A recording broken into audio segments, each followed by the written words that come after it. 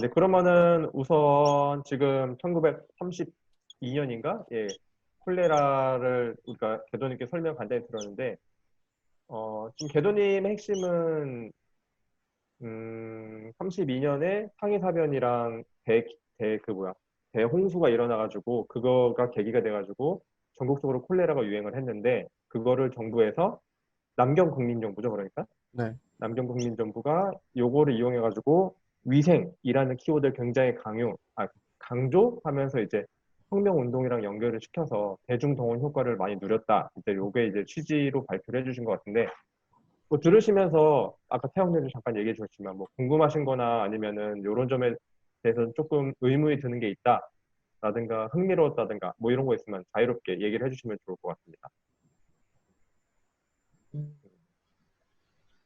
저는 사실 그게 궁금하긴 해요. 이게 아마 어, 책이나 이런 데도 잘 안 나올 것 같긴 한데, 이런 위생을 강조한 운동이 실제로 효과가 있었을까요? 아, 실제 효과가 있었는가? 네, 사실 저는 이게 대중동원 효과다. 아까 전에 우리 태양님이 말한 것처럼, 뭐, 일본이 조선인을 이렇게 통제하려는 수단이기도 했고, 사실 조금 되게 먼 얘기긴 한데, 로마인들이 게르만족을 볼 때 딱 저 논리를 썼거든요. 게르만족은 안 씻고, 근데 음, 로마인들은 씻는다. 이제 그거를 가지고 게르만과 로마, 문명과 야만이라고 하죠. 흔히 학술용어로. 이제 그거를 많이 구분하는 것들을 했는데 제 생각에는 그런 구분 자체가 나쁘기도 하지만 한편으로 보면은 그렇게 해서 효과가 있으면은 어쨌든 위생 같은 거는 강요를 했을 때 확실한 효과가 있는 행위니까 효과가 있으면 괜찮지 않을까 싶기도 하거든요. 그래서 저는 저런 선전 행위나 저런 것들이 실제로 중국의 어떤 위생 상태를 개선하는데 좀 도움이 됐는지 그게 좀 궁금하긴 하네요. 사실 위생 관련된 내용뿐만 아니라 신생활 운동은 전체적으로 실패한 운동이라는 평가가 실패했다고요? 네, 지배적이에요. 그러니까 아, 거의 그래요? 대부분의 모든 어, 논자들이 다 실패했다고 평가를 하고, 뭐 어, 그럴 수밖에 없었던 게 신생활 운동에 관한 뭐 어떤 추진이라든지 이런 것들이 초기에는 되게 막 성별로 뭐 추진위원회 이런 것들이 만들어져 가지고 하는데, 어, 아무래도 이제 전쟁 분위기도 좀 올라오고 점점 그런 것들도 있고, 뭐 근데 이제 신생활 운동에 관한 그 어떤 주창이라고 해야 되나요? 그런 내용들을 설파하고 이런 것들이 막 효과적으로 일어났던 것 같지는 않고, 주로 이제 라디오를 통해서 많이 전파가 됐다고 하더라고요. 그 라디오를 통해서 전파가 됐다라고 하는 거는 그 당시에 라디오를 들을 수 있는 게 남경, 상해, 북경 이 정도의 대도시 사람들밖에 없거든요. 그리고 음, 그거를 이제 중국은 여러분들 아시다시피 지역마다 다 말이 다르고, 그러니까 그 라디오 방송을 일부러 하는 게 이제 중앙의 그 표준어를 전파시키려는 의도도 있었던 건데, 그렇다고 해서 음, 라디오를 모든 지역에서 다 듣는 것도 아니고, 그 라디오를 누가 들여놓을 수 있는 그런 자금이 다 모든 사람이 충분한 것도 아니고, 그러니까 뭐 간단히 말하면 라디오로 주로 이 신생활 운동에 대한 전파가 이루어졌는데, 라디오를 듣는 사람이 없으니 신생활 운동도 별로 이렇게 전파가 많이 되지 못했고, 또 다른 루트는 이제 학교라든지 아니면은 각 뭐 어떤 마을, 뭐 도시 같은 경우는 그런 마을 단체라든지 이런 것들을 통해서 좀 이루어졌을 텐데, 뭐 그것도 사실 도시에 한정된 내용들이었다라는 식으로 얘기가 많이 돼서, 그런 것들을 생각할 때 신생활 운동은 거의 성공했다고 보는 사람이 없기도 하고, 그리고 아까 이제 하진님 말씀하신 대로 37년 이후에는 남경에 정부가 없어요. 정부가 남경에 없고 도망간단 말이에요, 중경으로. 음, 음, 그렇게 되면은 아무것도 할 수가 없어요. 아무것도 할 수가 음, 없고, 뭐 일본군이 막 치고 내려와가지고 인가 시설 다 파괴해 놓는데, 그런 것들을 이제 뭐 제대로 이렇게 전파시킬 수가 없는 거죠. 그러니까 이제 불과 한 3, 4년 사이에 열심히 해보자 하고 망한 운동이 신생활 음. 운동인 거죠. 뭐 대중동원 효과로 위생 이런 걸 내세웠지만 실제 효과는 아무것도 없고 견죽만 올리다 끝난 그렇게 된 거구나. 그렇죠. 그, 음, 그리고 사실 위생 문제가 해결이 되려면 결국은 이런 국민들의 이런 인식이 협조도 개선돼. 필요하지만 결국은 인프라 문제거든요, 이게. 인프라. 그렇죠. 그렇죠. 도시 인프라가 구축이 돼야 이제 근본적으로 해결이 되는 문제인데, 사실 중국은 1950년대까지도 각 도시에 똥장수란 게 있었어요. 똥장수. 음, 그러니까 똥을 수거해서 농촌에 파는 거예요.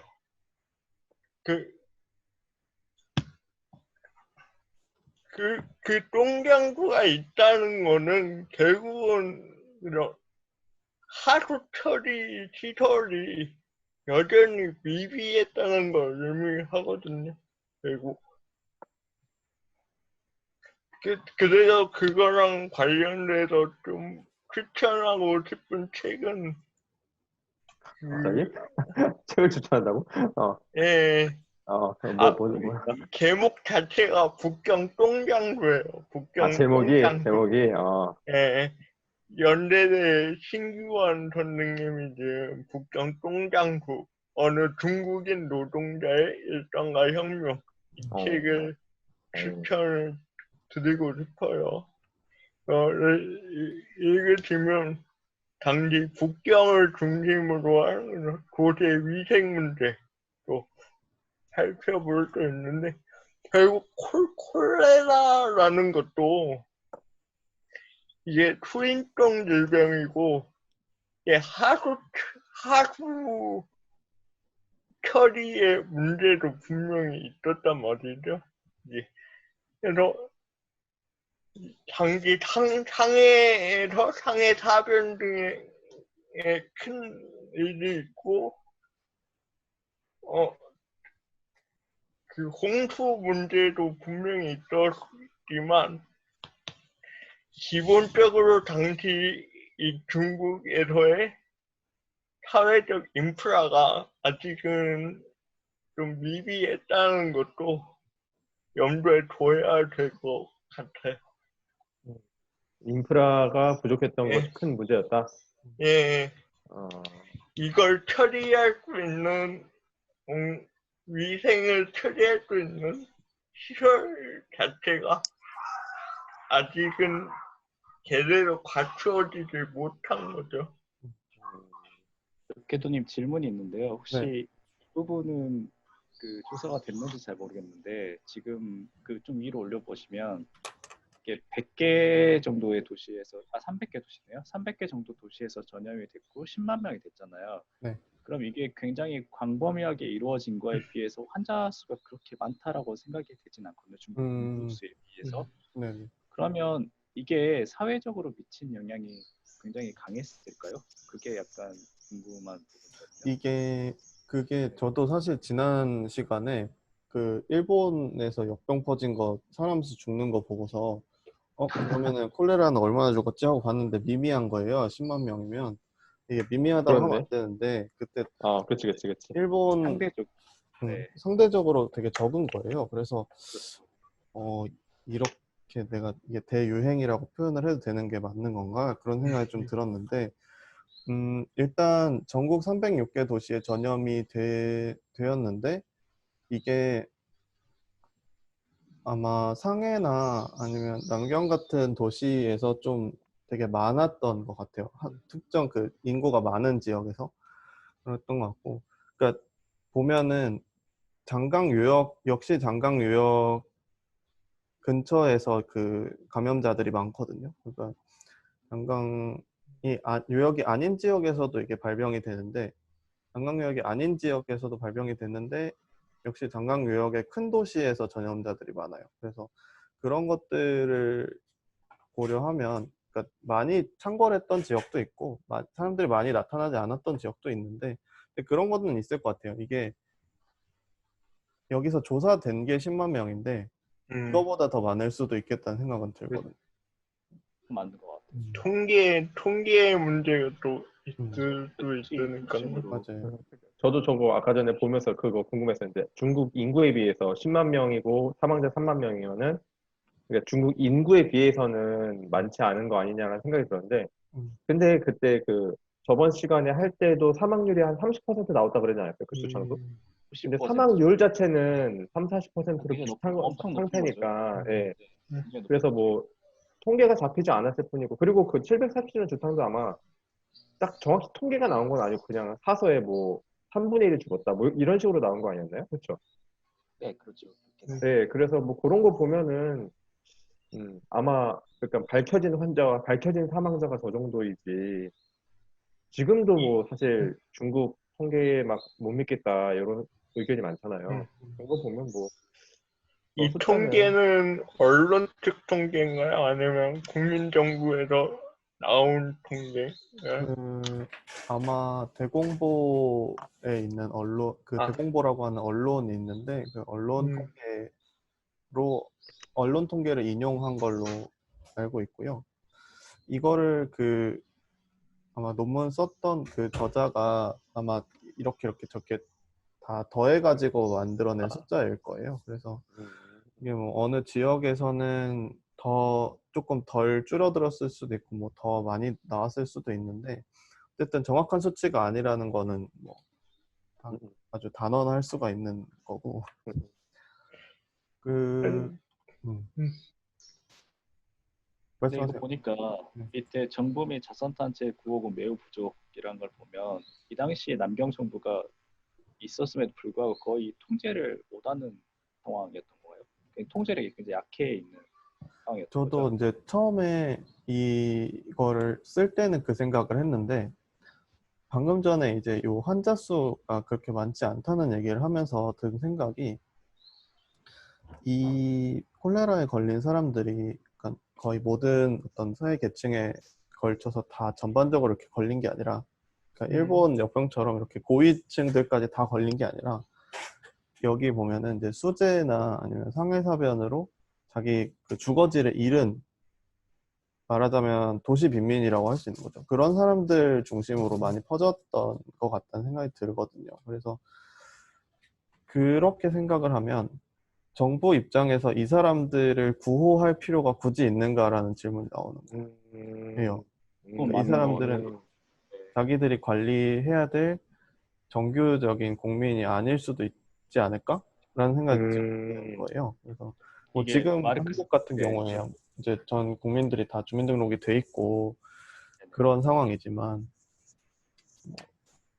그냥 도시 빈민이라고 생각하면 거기 있는 사람들 그냥 이제 아파서 죽든 어쩌든 그리고 마땅히 구호금을 누구한테 줄지도 사실 문제가 되는 문제라서 그렇게 되면은 그런 것들이 좀 문제가 되지 않았을까 그런 생각이 들어요. 이게 마르크스 경제학에서 되게 중요하게 바라보는 관점 중에 하나인데 이런 재해나 어떤 그 기근 이런 문제가 생겼을 때 가장 먼저 타격을 받는 건 도시 빈민이고 정부에서는 그거에 대한 그 관심이라든가 그다음에 그 원조라든가 이런 거 굉장히 형식적으로 이루어진다에 대해서 굉장히 비판적으로 보고 있거든요. 근데 그게 이제 지금 우리나라로만 보더라도 1970년대, 80년대, 한 80년대까지 그럴 거예요. 거의 도시 빈민에 대해서는 약간 척결해야 되고 없애야 되는 존재로 보지 그 대상자들을 국민의 일종으로 보지 않아요. 그러니까 80년대 재개발이 많이 이루어질 때도 빈민들을 그냥 쫓겨나야 되는 대상이에요. 뭐 보상 이런 거 없이. 그런 걸 살펴보면 최근까지도 이런 모습을 보면 아마 이 1920년, 30년 당시 또 중국 상황이 또 좋지 않는 상황에서 이 10만 명이라는 달하는 사람들이 거의 도시 빈민이었다면 거의 약간 버림받은 사람이라고 봐도 무방할 것 같다는 생각이 듭니다. 그런데 다른 의미로 국가에서는 버린다고 했는데 그 버린다고 우리 입장에서 지금 버린다고 갔는데 그때 당시 국가 입장에서는 자기들이 충분히 보호해준다라고 볼 수 있는 사례들도 꽤 있지 않나요? 또 어디 뭐 지금도 뭐 문제가 되듯이 뭐 복지원 문제라던가 국가 입장에서는 그런 불안자들 모아가지고 이제 갱생시켜준다라는 명목 아래 어떻게 보면 통제를 좀 쉽게 관리를 한다는 목적으로 그런 차원에서는 또 국가 나름으로 보호한다는 걸로 볼 수도 있지 않나 생각이 드는데. 근데 거기에 그런 좀 약간 반박이 될 수 있는 게 이게 좀 약간 얕은 지식이라 중국 근대사 전공하시는 분이 좀 보충을 해주셔야 될 것 같은데 이 남경 정부 그러니까 장제스 정부가 그 결정적으로 대만을 쫓겨난 이유 자체가 그 밑에 있는 국민들로부터 지지를 많이 못 받은 게 있잖아요. 공산당 같은 경우는 이제 그 기층민들한테 이제 가서 뭔가 같이 생활하면서 뭔가 민심을 얻었는데 장제스 정부 같은 경우는 굉장히 상층부의 어떤 그 권력 유지를 위해서 주로 활동을 했고 정치 활동이 그다음에 이런 그 사회 문제나 어떤 기금 문제 이런 거에 대한 대책이 마련이 제대로 되지 않아가지고 무너진 걸로 알고 있어요. 그렇기 때문에 아마 이 당시에 이 조치가 장제스 정부에서 보면 어떻게 보면 그냥 놔둔 게 아닌가 싶은 그런 생각이 더 많이 들거든요. 사실 이게 그 구제원이라고 하는 정확한 명칭이 기억이 안 나는데 이런 그러니까 도시 빈민들을 뭐 구제한다라는 차원에서 시설을 만들긴 만들거든요. 그런 시설들을 만들어 가지고 이제 뭐 그 사람들 이제 집어넣고 뭐 이런 식으로 하는데 뭐 그것도 근데 사실 뭐 지속적으로 이렇게 관리가 이루어질 수 있었던 상황은 되지 못하는 것 같고 그리고 그 구제원 같은 것도 음, 사실 국가보다도 지역 엘리트층, 지역 부호를 중심으로 운영되는 경우가 많아서 음, 국가는 그렇게 이쪽 정책에 영향을 많이 못 준 걸로 알고 있어요. 거의 지역 엘리트 중심의 구제라. 이게 그 사형의 구제원이라고 할까요? 그러니까 그 정부의 그 성정부 차원에서 하는 것도 있고 아니면 성정부에서 그 지역 유지들한테 이제 좀 해달라고 이렇게 해서 하는 경우도 있는 걸로 알고 있는데 사실 국민정부의 기층 관리라는 것이 그렇게 아주 속속들이 다 침투했던 것은 아니었던 것 같아요. 지금 생각해 보면 이번 학기에 저 수업 듣는 것들을 보면 뭐 이렇게 기층 침투라고 해서 뭐 이렇게 사회 조직 같은 것들 만들어 뭐 상회라든지 아니면 뭐 그 노동조합이라든지 이런 것들 만드는 걸 보면은 정부가 되게 신경을 많이 쓰는 거는 돈이 좀 있는 사람들이에요. 그렇죠. 음. 주로 돈이 좀 있는 사람들 쪽에 신경을 많이 쓰지. 그래서 막 자료 같은 것도 남아 있는 거 보면은 상회 자료는 많은데 그 이제 노동조합은 그 장인 문자 써가지고 그 공회라고 하거든요. 그래서 근데 공회 자료는 많지 않아요. 국가가 이제 관리했던 그런 자료들 중에. 그러니까 보면은 저는 처음에 그런 상회라고 했을 때 그게 약간 소상공인들인가 그렇게 생각했는데 소상공인이 아니고 약간 좀 큰 어느 정도 규모를 가진 경제력이 있는 사람들을 주로 관리를 했고 그 사람들을 통해서 그 지역사회라든지 이런 것들을 관리하려고 했던 경향이 강했던 것 같아서 사실 이렇게 도시 빈민들까지 중앙정부에서 관리하려는 의지가 있었는지 그건 좀 회의적이에요. 그 개도님께서 처음 시작하실 때 이것과 관련해가지고 그 공적인 정부 자료가 거의 없다라고 하셨잖아요. 네. 아마 그러면 이런 게 그 당시 어떤 정부의 관심하고도 연관이 돼 있는 걸까요? 네, 그럴 것 같아요. 그러니까 만약 저는 처음에 콜레라 관련 자료를 찾을 때 뭐 제가 하던 버릇이 있어 놔서 공문서를 먼저 찾거든요. 근데 공문서가 안 나오는 거예요. 그래서 수업 보고서로 쓰는 거를 포기했었던 건데, 그러니까 수업 그 공문서가 어쨌든 있어야 중앙정부에서 어떻게 관리를 하고 이런 것들이 나오는데 이 내용들을 다 정리한 그 논문에서조차 공문서가 하나도 안 들어가 있는 거예요. 다 언론 자료만 봤지. 그러니까 뭐 중앙정부에서 어떤 조치를 했다라는 것도 그 공문서를 보고서를 보고 한 게 아니라 그냥 언론 자료에 있는 거를 가지고 온 건데, 물론 그건 이 논문을 쓰신 분의 뭐 자료 조사가 부족한 했을 가능성도 있지만 뭐 그렇지 않을 수도 있다고 생각이 들거든요. 있는데도 안 쓸 이유는 없잖아요, 사실. 중국에 있는 사람인데 더구나. 그런 생각이 들어서 말씀하신 대로 중앙정부의 관심이 그렇게 크지 않았던 것 같다 그런 생각이 들어요.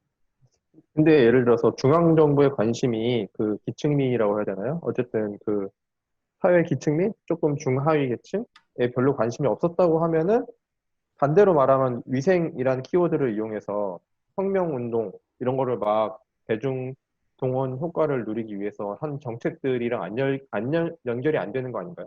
저도 사실 중간에 얘기하면서 그 생각을 했는데, 네. 그러니까 뭐 러프하게 생각하면 이런 거예요. 그러니까 어쨌든 사람들이 도시에서 죽어나가는 모습은 보이죠. 빈민들이라고 해도 그런 사람들이 보이니까 그때 당시에 살던 사람들한테 위생이라는 게 좀 심각한 문제구나 하는 것들은 충분히 받아들여졌을 거란 말이에요. 근데 이거를 정부가 위생 문제를, 이 도시 빈민들의 위생 문제를 해결하는 데 행정력을 쓰는 게 아니라 그 위생에 대한 위기감을 이용해서 자기들이 관리해야 되는 사람들을 통제하고 관리하는 쪽으로 오히려 썼다라는 거죠. 그 위생에 관한 위기감을 어떻게 쓸 것인가 했을 때 그거를 오히려 신생활 운동으로 돌려서 네.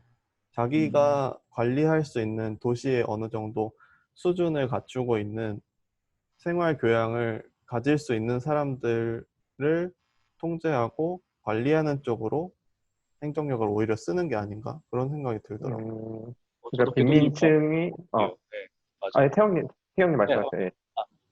궤도님 아래로 좀 내려보시겠어요?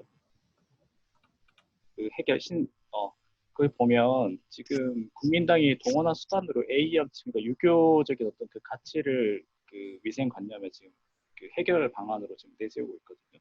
근데 당시에 국민당 정부가 그 후진적인 그런 그러니까 유교적인 어떤 전통적인 가치만을 알고 있었던 게 아니라 되게 근대적인 정부거든요. 그러니까 그 당시에 중국에서 이제 이른 시기에 1870년대부터 이미 미국에 유학을 보내고 유럽에 유학을 보내가지고 거기서 이제 졸업하고 이제 대학교를 마치고 온 사람들이 이 남경 정부에도 굉장히 많이 참여한 걸 알고 있어요. 그러니까 유학파 출신들이 이제 서구권에 가서 바라봤던 어떤 여러 가지 해결책, 사회 어떤 방안에 대한 어떤 사회 문제에 대한 해결책을 다 알고 있는 상황에서 이런 굉장히 지금 보기에도 뭐 말도 안 되는 이걸 어떻게 위생을 그 해결할 수가 있겠어? 라는 어떤 그런 해결책을 좀 제시한 거는 어떻게 보면 이 남경 정부 자체에서 이걸 정말 어떤 근대적이고 과학적인 방식으로 이거를 접근해서 해결한다는 목적보다는 정치 동원적인 어떤 메시지를 더 강조하고 싶다라는 어떤 그런 느낌이 굉장히 물씬 풍기더라고요. 그래서 좀 궤도님이 말씀하신 대로 이 동원의 메시지가 굉장히 농후한 그런 운동이라고 저는 생각합니다. 사실 이거는 조금 제가 설명을 할 때 조금 부족했던 부분이 있는 것 같은데, 이제 예의 염치나 유교 도덕으로 위생을 해결하자라는 거는 아니었어요. 그건 아니고 예의 염치를 통해서 뭐 유교 도덕을 진흥하자라는 이게 목적이고, 그 일환으로 이제 위생에 음, 대한 것들도 있고 우더런을 만났을 땐 예의 바르게 해야 되고 뭐 이런 것들 이제 여러 가지 카테고리 중에서 위생이 있는 거거든요. 그래서 그러니까 사실 이제 그 부분이 잘 설명이 안 됐던 것 같고, 그래서 이제 사실 이거를 신생활 운동에 대한 기존의 연구들은 이 유교 도덕에 대한, 그러니까 기존이라고 해봤자 1900년대, 1990년대, 80년대 이때 이제 영미권에서 했던 연구들은 이 유교 도덕에 관한 내용들을 거의 언급을 안 해요. 그러니까 그냥 오히려 그 나치즘, 파시즘의 영향을 받은 근대적인 운동으로 많이 파악을 하는데, 그거에 이제 겉 표면으로 나타나는 게 유교 도덕이다라는 식으로 얘기를 하는 거거든요. 그래서 어쨌든 위생이라는 게 이 신생활 운동의 전부라고 볼 수는 없어요. 어쨌든 그렇긴 하지만 제가 생각하기에 위생 문제라는 게 신생활 운동을 더 이 대중들한테 강조하기 위한 하나의 어떤 기제가 아니었을까라는 그런 내용인 거죠. 마구니님은 뭐 질문 없나요?